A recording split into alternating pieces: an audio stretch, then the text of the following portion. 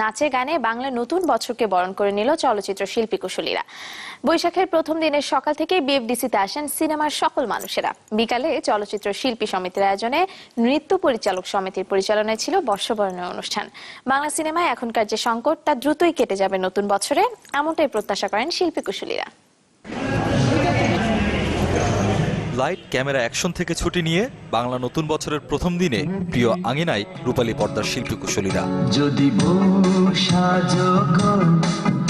আরো সুন্দর লাগবে গো। নববর্ষ বরণে বিএফডিসির মান্না ডিজিটাল কমপ্লেক্সের সামনে বানানো হয় মঞ্চ, যেখানে নাচ গানের পরিবেশনায় দর্শকদের মাতিয়ে রাখেন শিল্পীরা।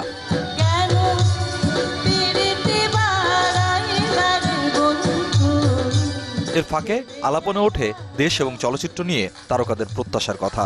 অনেক প্রত্যাশা আমাদের দেশ নিয়ে, আমাদের চলচ্চিত্র নিয়ে। হলগুলোকেও মনে করেন যে যেন এখন আধুনিকভাবে হয়, যে দর্শক যেন যে আপনার ফ্যামিলি নিয়ে ছবি দেখতে পারে।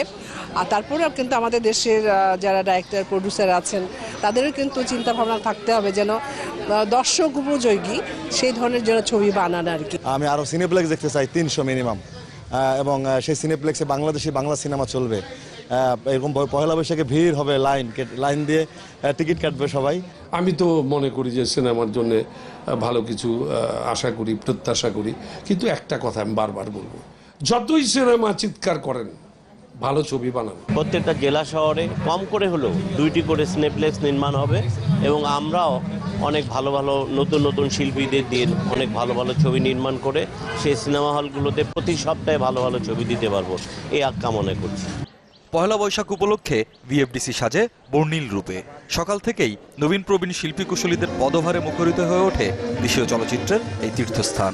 ব্যস্ততা ভুলে সবাই মেতেছিলেন গান, গল্প, আড্ডায়। খারাপ জিনিসকে ভুলে আমরা নতুনকে সামনে থেকে এগিয়ে নিয়ে যাবো, এটাই হচ্ছে আমার নববর্ষের প্রত্যাশা। আমরা আসলে শুভ নববর্ষটি পালন করছি ঠিকই, কিন্তু মনে একটু হলেও ব্যথা আছে যে মেয়েটিকে পুড়িয়ে মারা হয়েছে। সেই জন্য সত্যি তার জন্য আমরা দুঃখিত এবং তার পরিবারকে সান্ত্বনা দেওয়ার মতো আমাদের সেই সাহসও নেই। আবেদন জানাবো যে আমরা বাংলাকে ভালোবাসি, বাংলাদেশকে ভালোবাসি, বাংলা সংস্কৃতিকে ভালোবাসি, বাংলাদেশের চলচ্চিত্রকে যেন আমরা ভালোবাসি। নতুন বছরে দেশ যেমন এগিয়ে যাবে সামনের দিকে, তেমনি ঘুরে দাঁড়াবে চলচ্চিত্র শিল্প।